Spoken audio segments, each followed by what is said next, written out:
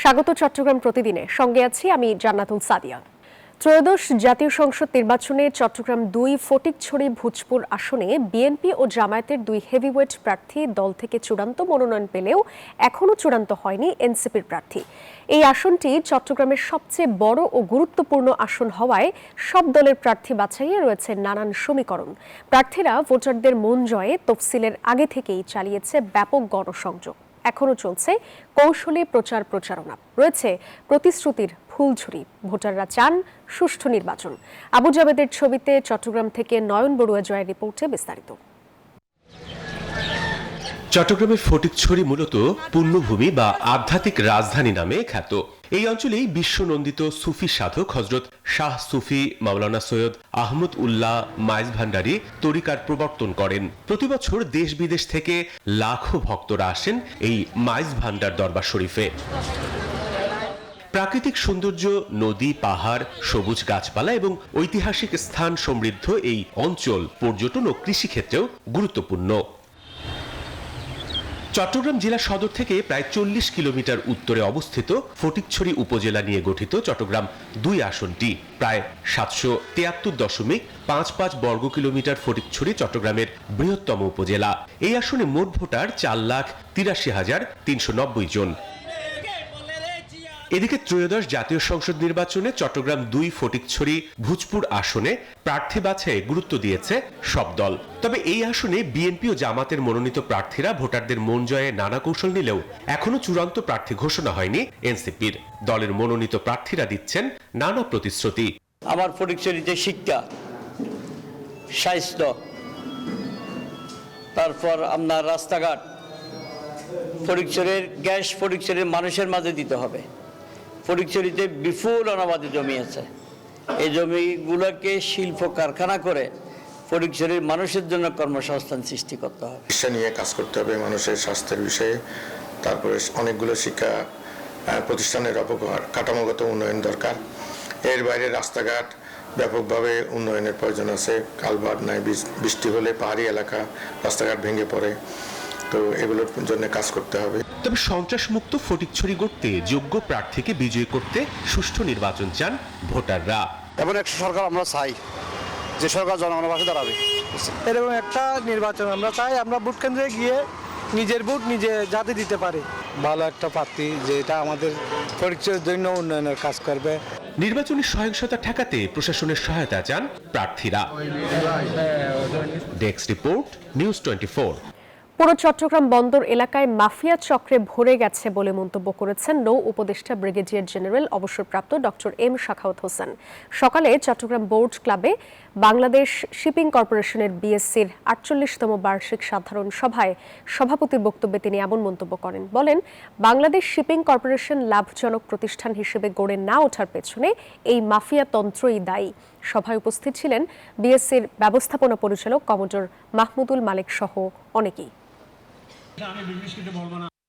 পুরা এই চট্টগ্রাম বন্দরের আশেপাশে মাফিয়া চক্র হয়ে আছে, আপনারা ভালো করে জানেন।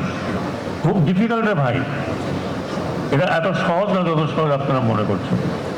এই বিএসসি অতীতে কেন লাভ করতে পারে নাই, তার কারণ এখানেও প্রচুর মাফিয়া চক্র ছিল। আর এই মাফিয়া চক্র যদি সব জায়গায় হয়, আবার ভবিষ্যতে হয়, সেটা আল্লাহ তাআলা জানে। আগের মতো আগামী দিনের বাংলাদেশ চলবে না এবং রাজনীতিকদের জবাবদিহিতার আওতায় আনতে হবে বলে মন্তব্য করেছেন বিএনপির স্থায়ী কমিটির সদস্য আমির খসরু মাহমুদ চৌধুরী। সোমবার দুপুরে চট্টগ্রামে চেম্বারের সাবেক সভাপতি ইঞ্জিনিয়ার আলী আহমদের সভাপতিত্বে বাণিজ্য সংলাপ অনুষ্ঠানে প্রধান অতিথির বক্তব্যে তিনি এই মন্তব্য করেন।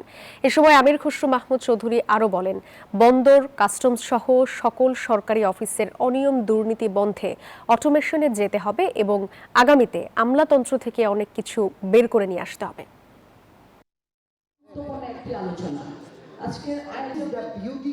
ব্রাহ্মণবাড়িয়া ৪ কসবা আখাউড়া সংসদীয় আসনের প্রার্থী বিএনপির সদস্য আলহাজ কবির আহমেদ ভূঁইয়ার পক্ষে মনোনয়ন ফরম সংগ্রহ করা হয়েছে।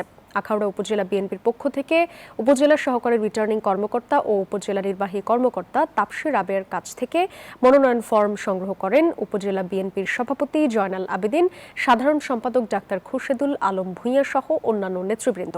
এর আগে সকালে বিএনপির ভারপ্রাপ্ত চেয়ারম্যান তারেক রহমানের স্বদেশ প্রত্যাবর্তনের খবরে আনন্দ মিছিল বের করা হয়। অংশ নেন আখাউড়া উপজেলায় বিএনপি, পৌর বিএনপি ও অঙ্গ সহযোগী সংগঠনের নেতাকর্মীরা।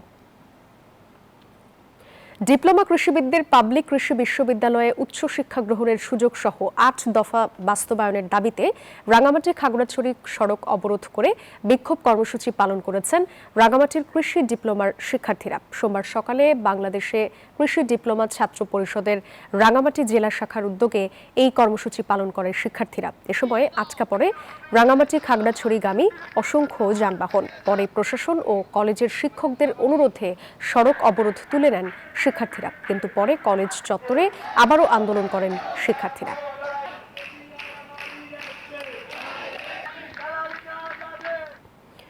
বিএনপির যুগ্ম মহাসচিব ও জেলা আহ্বায়ক শহীদ উদ্দিন চৌধুরী অ্যানি বলেছেন, এই নির্বাচন আমাদের সবার ভাগ্য নির্ধারণ করবে। কেউ যাতে নির্বাচন পেছাতে না পারে সেজন্য সবাইকে সজাগ ও সতর্ক থাকতে হবে। যারা নির্বাচন বানচালের চেষ্টা করছে তারাই ভবানীগঞ্জের অগ্নিকাণ্ডের মতো ঘটনা ঘটাতে পারে। সন্ধ্যায় সদর উপজেলার ভবানীগঞ্জ ইউনিয়নের একটি মসজিদে অগ্নিকাণ্ডে নিহত শিশু আয়েশা আক্তারের মাগফিরাত কামনায় আয়োজিত বিশেষ দোয়া মাহফিলে তিনি এসব কথা বলেন। এ সময় তিনি আরও বলেন, বেলাল ও তার পরিবারের পাশে সব সময় বিএনপি। তারেক রহমানের নির্দেশে যা যা প্রয়োজন সব করা হবে। দোয়া মাহফিলের আয়োজনে ইউনিয়ন বিএনপির নেতৃবৃন্দ, স্থানীয় গণ্যমান্য ব্যক্তিবর্গ এবং দলীয় নেতাকর্মীরাও অংশ নেন। কোনোভাবেই যেন এই নির্বাচনটাকে কেউ পিছিয়ে না দিতে পারে। এই নির্বাচনের সঙ্গে আপনার, আমার, ব্যবসায়ীদের, সকল মানুষের ভাগ্য জড়িত, বাংলাদেশের ভাগ্য জড়িত, ভবানীগঞ্জের চরাঞ্চলের মানুষের ভাগ্য জড়িত, লক্ষ্মীপুরের মানুষের ভাগ্য জড়িত। এই নির্বাচনকে যারা পিছিয়ে দিতে চায়, যারা বাধাগ্রস্ত করতে চায়, তারা এই ধরনের কর্মকাণ্ডের সঙ্গে জড়িত হতে পারে।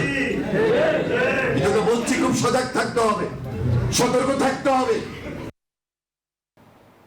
এই ছিল নিউজ 24 চট্টগ্রাম প্রতিদিনের সংবাদ। ধন্যবাদ সবাইকে।